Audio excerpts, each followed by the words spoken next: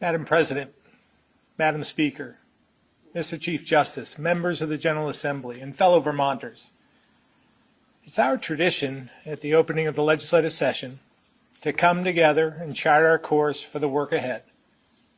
Whether in times of peace or war, prosperity or depression, those who came before us felt the same hope and optimism we share today, ready to do the work, to take on new problems, and solve those that have eluded us for years. It's a day I've been part of many times. I've delivered, presided over, or sat through 21 of these addresses. And I've always felt that on this day, with all of us together, anything is possible.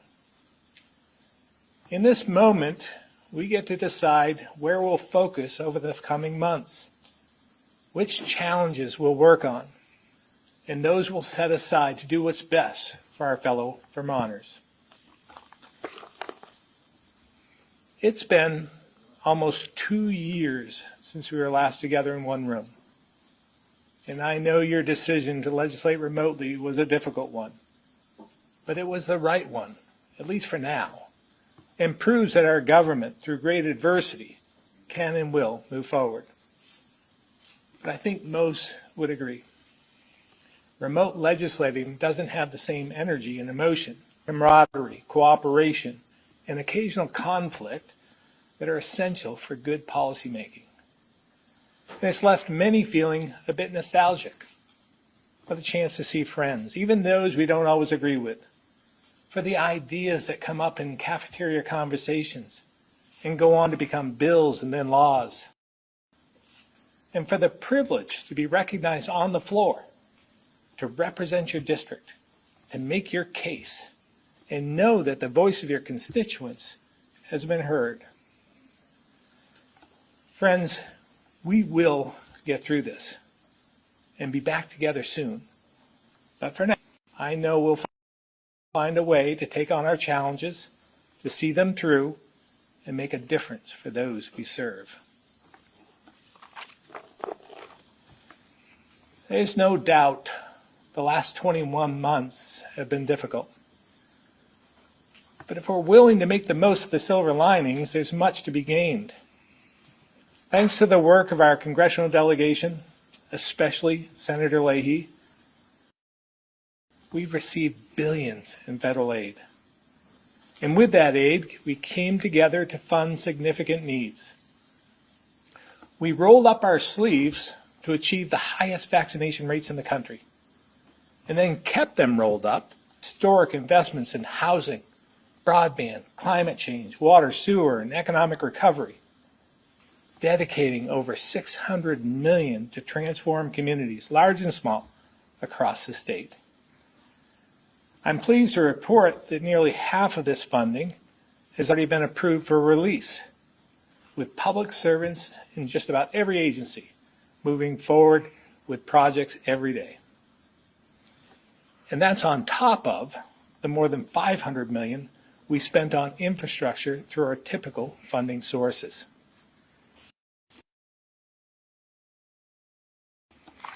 These investments will help reverse decades of economic inequity in every single county.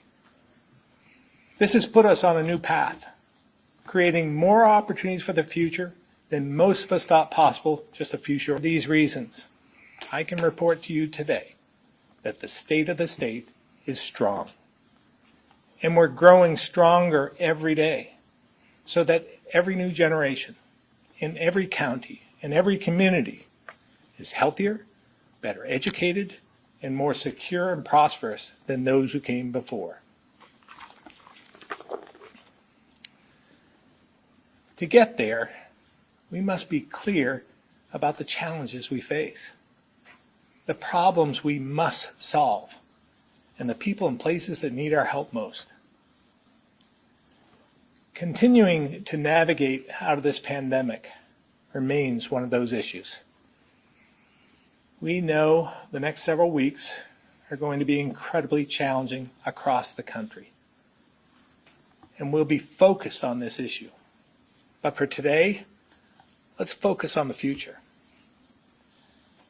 because we have to learn to manage life with this virus and can't let it derail us from addressing our most fundamental challenges: our desperate need for more people in our communities and more workers to fill the tens of thousands of jobs available in Vermont today. In January 2020, when the new virus was just a fleeting mention on the nightly news, I stood before you and shared my biggest concern: that for years our working age population and the number of kids in our schools had been shrinking unsustainably, creating deep economic inequity between the northwestern part of our state and everywhere else.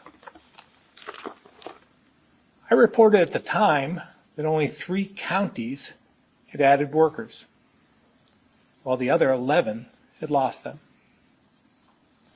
Unfortunately, today, all 14 have lost workers, even Chittenden, with Windsor, Windham, Caledonia, Bennington, Essex, and Rutland down 15% or more since their peak. Statewide, we've seen our workforce decrease by nearly 30,000 since 2010. It's clear that while the pandemic didn't create this problem, it has made it much, much worse. The hardest part of addressing our workforce shortage is that it's so intertwined with other big challenges. From affordability and education to our economy and recovery, each problem makes the others harder to solve, creating a vicious cycle that's been difficult to break. Specifically, I believe our high cost of living has contributed to a declining workforce and stunted our growth. As we lose Vermonters who can't afford to live, do business, or even retire here, that burden from taxes and utility rates to healthcare and education costs falls on fewer and fewer of us, making life even less affordable. With fewer working families comes fewer kids in our schools, but lower enrollment hasn't meant lower costs. And from district to district, kids aren't offered the same opportunities, like foreign languages, AP courses, or electives. And with fewer school offerings, it's hard to attract families, workers, and jobs to those communities. Fewer workers and fewer students means our businesses struggle to fill the jobs they need to survive, deepening the economic divide from region to region. And for years, state budgets and policies failed to adapt to this reality. But here's the good news. This is the moment we've been waiting for. We've been making headway on these issues for the last 5 years, putting ourselves in a position to reverse our workforce trends, revitalize every county in our state, and secure the future we've envisioned. One where Vermonters can find a good job, a good school, and an affordable home in each of our 14 counties and 251 cities, towns, and villages. Where kids in the smallest communities have as many opportunities as kids in the largest. Where young families can afford to enjoy all our state has to offer. And where a strong economy generates the tax revenue to easily serve all people, protect the vulnerable, and invest in the things we care about most. I'm more optimistic than I've ever been that this future is within our grasp. But we've got to work together so we don't squander this once-in-a-lifetime opportunity to truly transform our state. 5 years ago, I said, when you're in a hole, stop digging. My friends, today I'm happy to report we're out of that hole, and we're sitting on a pile of bricks, mortar, lumber, and steel. So let's grab hold and start building. Now, we know this won't be easy. It's going to take all of us committing to this goal and pulling in the same direction. And I want to acknowledge up front that I won't have all the answers. Many solutions will come from local communities and legislative committees. You can expect proposals on my end to be geared towards workforce, training and recruitment, child care, tax policy, housing, health care, infrastructure, or climate change. We must reverse our workforce trends. And just so we're clear, for any legislation to have my support, it make this problem worse. If we look at everything through this lens, if we have the discipline to stay focused and don't get distracted by the antics of an election year, I have no doubt we can succeed far beyond the incremental steps of a typical session and make significant, lasting, transformative leaps forward.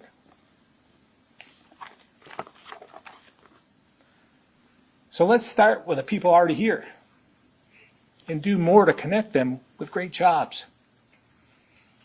First, our internship, returnship, and apprenticeship programs have been incredibly successful.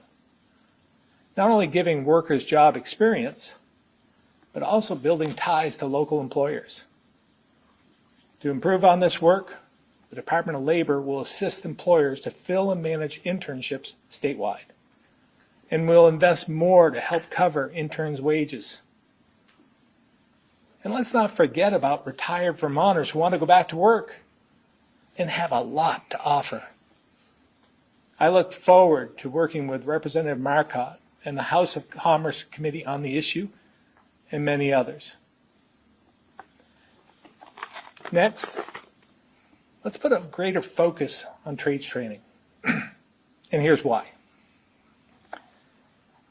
We all know we need more nurses and healthcare workers. And as I previewed with Senator Sanders and Senator Ballant early this week, I'll propose investments in this area.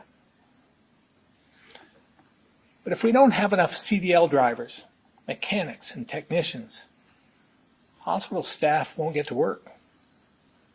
There will be issues getting the life-saving equipment and supplies we need, and we'll see fewer EMTs available to get patients to emergency rooms. If we don't have enough carpenters, plumbers, and electricians, or heating, ventilation, air handling, and refrigeration techs, there's fewer to construct and maintain the facilities in our healthcare system, or build homes for the workers we're trying to attract. If we make smart changes to current policy, we can open the door to career and technical education, giving kids multiple paths to a lucrative career and filling these crucial jobs. But more importantly, we need to do more to encourage students to pursue these programs. And I can say from my own personal experience, it's not easy to choose the CTE track, even when it's your passion. For far too long, we haven't done enough to point students toward these great opportunities to build a real future for themselves. It's time we end the stigma around CTE. Because the fact is, many of the smartest, most successful people I know are in the trades. So let's all recognize that it's just as important, valuable, and impressive to become an electrician, welder, or EMT as it is to go to Stanford, Dartmouth, or Harvard.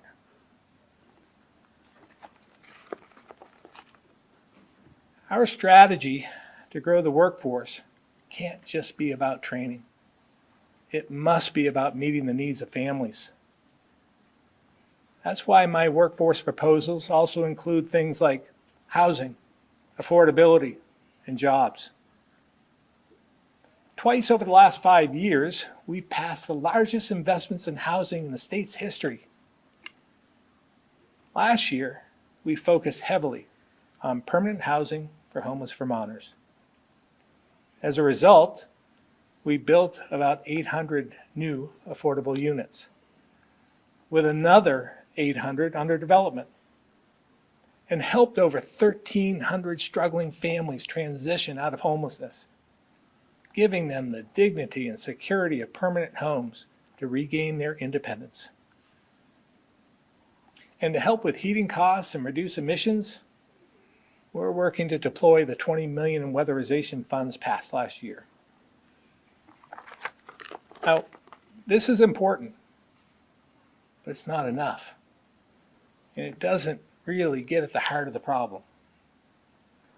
The lack of decent, affordable homes for middle-income families. Without it, workers we have can't afford to move up. And the workers we want can't afford to move in. We must recognize housing policy is workforce policy. If you'll work with me in budget adjustment to allocate $80 million more, we can show we're fully committed to this cause. And in the budget I'll present in 2 weeks, you can expect to see another $100 million. Because it's time to get serious about putting the benefits of a good home and a good investment within the reach of every Vermonter.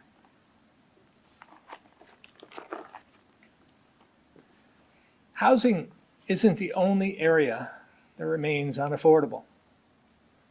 Our fiscal discipline over the last 5 years, including multiple budgets that didn't raise taxes or fees, narrowed the gap between the increasing costs of state government and growth in paychecks. But the fact is, Vermont is still ranked near the top of the list when it comes to tax burden and cost of living. So we should do our part to keep the cost of government from rising faster than people's wages. Because when they do, we're pushing them down the economic ladder. But when take-home pay is growing faster than these costs, we're helping people move up.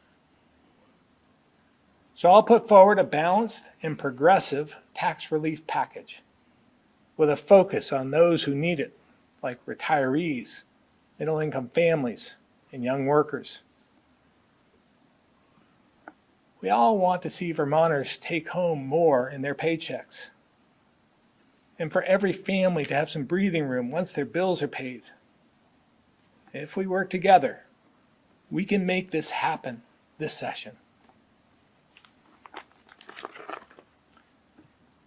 We know we need more workers. And that also means we need to keep the good jobs we have and add more of them. That's why I'll propose expanding the Capital Investment Grant Program, which we created with $10 million last year, but we receive applications for 6 times that amount. This is helping employers like childcare and senior centers, museums and theaters, and agricultural businesses enhance their facilities and keep good jobs and services here. So let's do more. We're also continuing our work to attract new businesses from Canada with the help of our new business recruitment office in Montreal. And let's also help our most cutting-edge employers like Northern Reliability and Beta Technologies become global leaders in order to grow our tech and climate sectors right here in Vermont.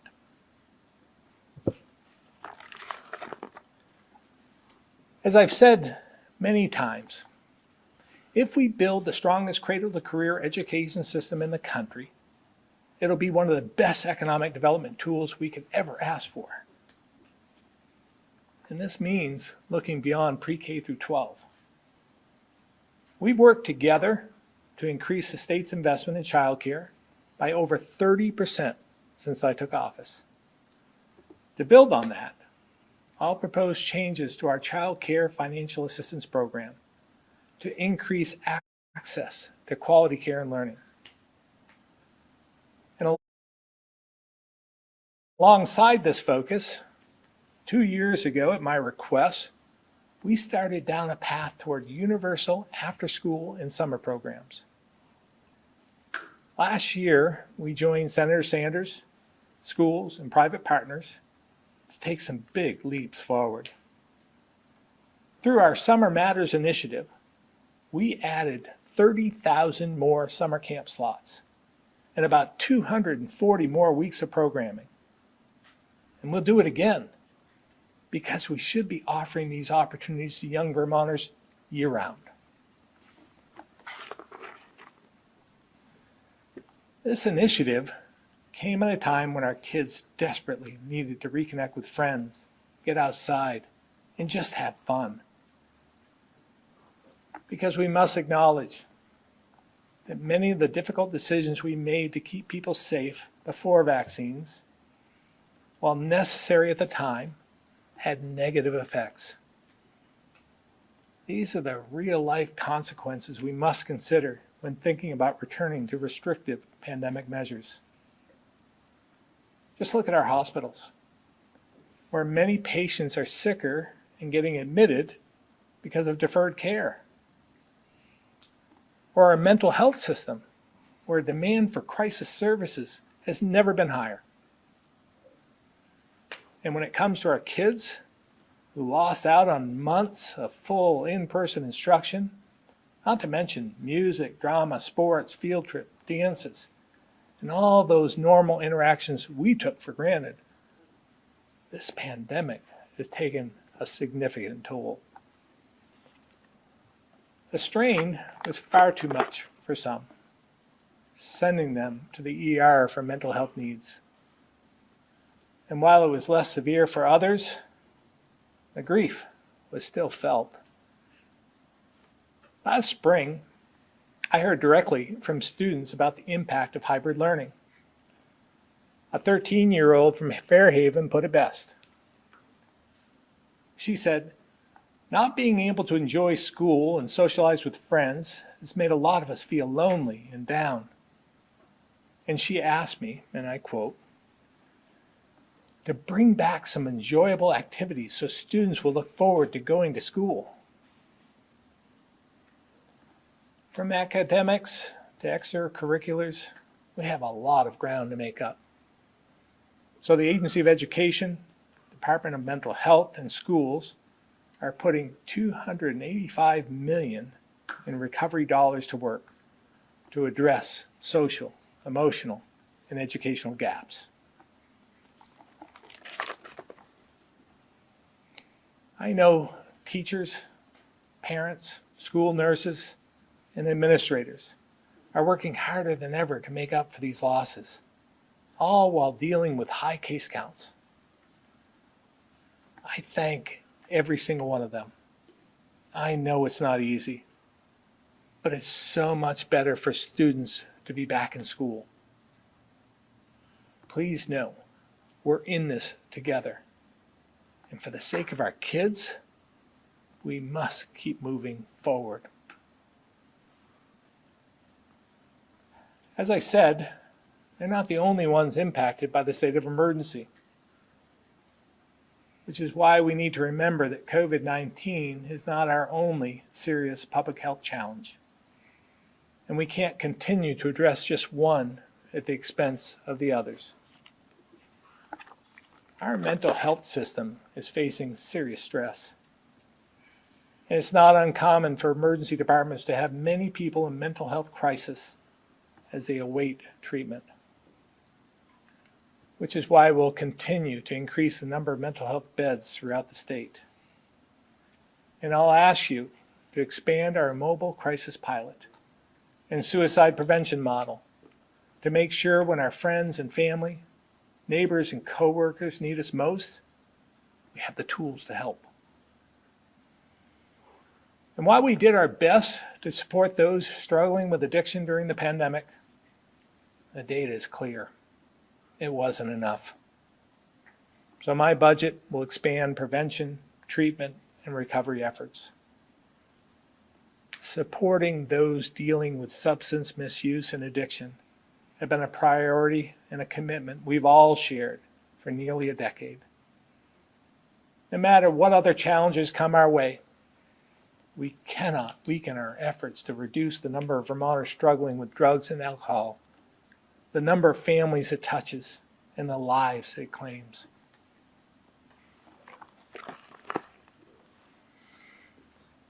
This work not only keeps people healthier, it also makes communities safer.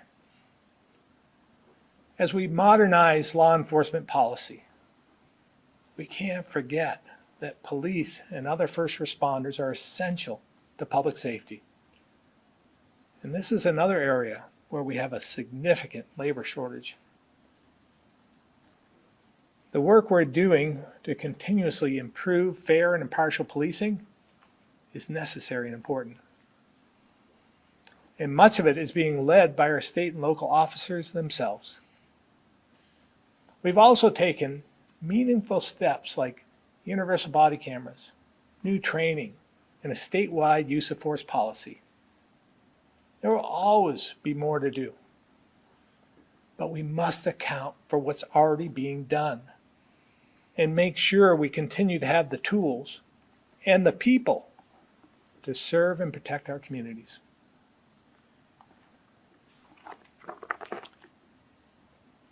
Law enforcement, human service, and healthcare workers can't do it alone. So let's recognize that safe communities start with strong communities. Investments in infrastructure like water and sewer, broadband, and climate change resiliency will help increase economic equity and strengthen our communities from region to region. This is exactly why the ARPA investments we made last year were so important. For example, with the wastewater funding going to Westford, the town can move forward on new housing and bring small businesses to its town center, a plan that's been 16 years in the making. We're also working to help Montgomery with its plans for a similar project that will also bring jobs and housing. And with our investments in broadband, we'll bring fiber to people who, for far too long, have had little or no access to this service. But only a portion of the $1 billion proposal I presented was funded. So this year, we'll ask for the rest of it. Just making the investments isn't enough, because it remains difficult and expensive to build here in Vermont. So let's continue expanding tax credits for our downtowns. And let's add more tools to revitalize vacant and once vibrant properties, including some of our shuttered campuses, like Green Mountain College in Poultney, and old industrial sites, like Jones and Lamson in Springfield. There are many ways to strengthen our communities, and we finally have the funds to do this work. But we must ensure our regulatory system doesn't become the bottleneck that holds us back. So I'll once again ask you to bring our 51-year-old land use law into the 21st century. Given the time constraints on the federal money and the need to move quickly in order to truly make the most of this incredible moment, the time to modernize Act 250 is now.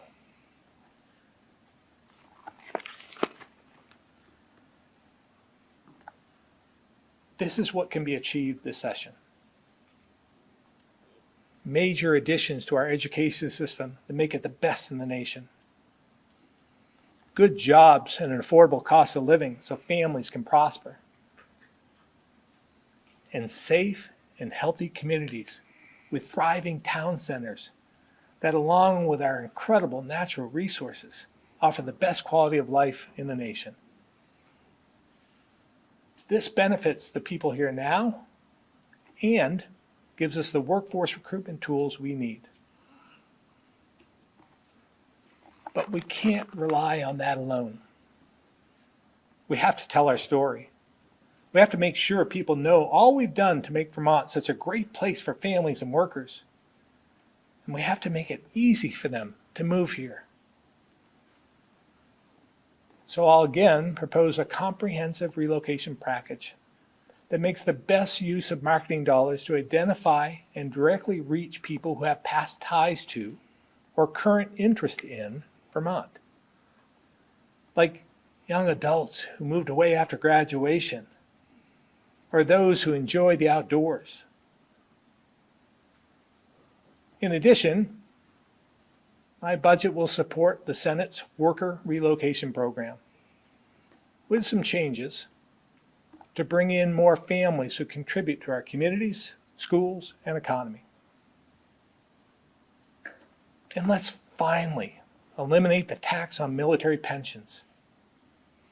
Because if we want members of the military after a 20-year career to join our workforce, we must be able to compete with the 47 other states that have already greatly reduced or removed this burden. In the past, we've worked with Secretary of State condos to improve our licensing laws, becoming one of the first states to give credit for experience gained in the military, accepting more credentials from other states, and speeding the process for licensed alcohol and drug counselors. This is putting more skilled professionals to work. So let's further modernize these laws. And when bringing in more people, we should go beyond our borders to welcome more refugees, especially the Afghan allies who served alongside our servicemen and women in the global war on terror. Because the truth is, we need them. And more importantly, welcoming refugees is the compassionate thing to do. It's the right thing to do. And it's the American thing to do.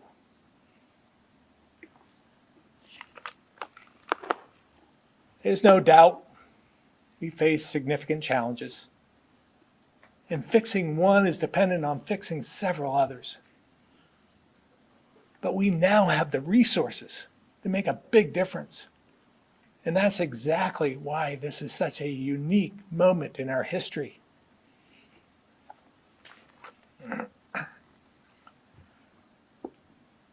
Late last year, our nation lost a great American. General Colin Powell devoted his entire life to our country. He fought for freedom and democracy, liberty and equality, even though because of the color of his skin, those ideals weren't always equally applied to him. With a thoughtful and honest approach, he viewed the world from the center and always looked both ways before making decisions. General Powell believed there is no end to the good you can do if you don't care who gets the credit. I guess that's why he never ran for office. But we did. And the way I see it, there's one thing that could pull this incredible opportunity out of our reach, and that's election year politics.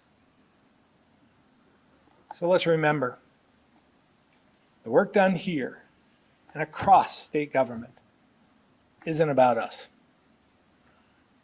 It's not about how many votes we get, how many followers and likes we have on social media, or how many times our name is in the news. It's not about checking things off a national political agenda or proposing policies to raise money, earn endorsements, or to have better answers for all those special interest questionnaires. It's just not about us. It's about the workers who want to know they still have a job as we continue to manage COVID. Like the waitress in Burlington who told us she was worried about her paycheck and her kids if they get shut down again.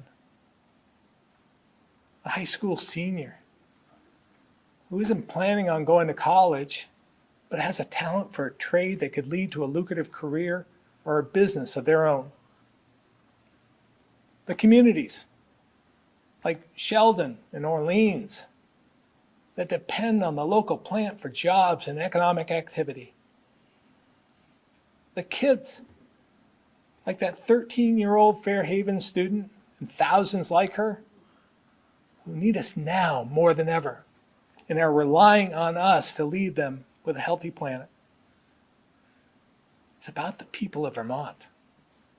We're here for them.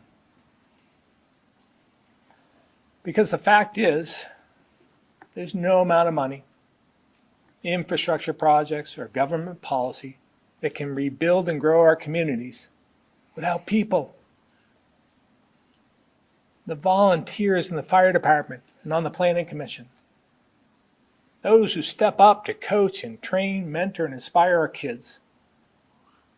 Neighbors willing to drive someone to pick up groceries, visit a loved one, or get their booster. Our success through the pandemic and the opportunity in front of us is thanks to the hundreds of thousands of Vermonters who stepped up. But there's more work to do. And it's going to take all of us recognizing that this moment is one of service. So for those still looking for a way to give back, this is your time. Help out at a place like Jenna's house in Johnson, or Josh's house in Colchester.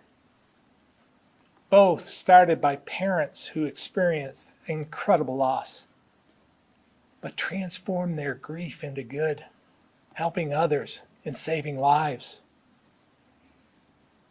Join a school board or become a substitute teacher. Sign up and train to be an LNA to start on the path towards your dream of a career in healthcare. Volunteer at the senior center. Take that extra step to welcome a refugee family to your town. Or simply call a friend who may be struggling through hard times. It's the little things, along with the big, that will make certain we meet this moment. We have a big job ahead of us, but a brighter future is within our grasp. The best education system in the country, resilient kids and thriving families, clean water and a healthier planet, strong communities with good jobs, affordable homes, and vibrant downtowns in every corner of our state. Friends, this is all within our grasp. We just need to reach out together and take hold. I thank you so much for listening.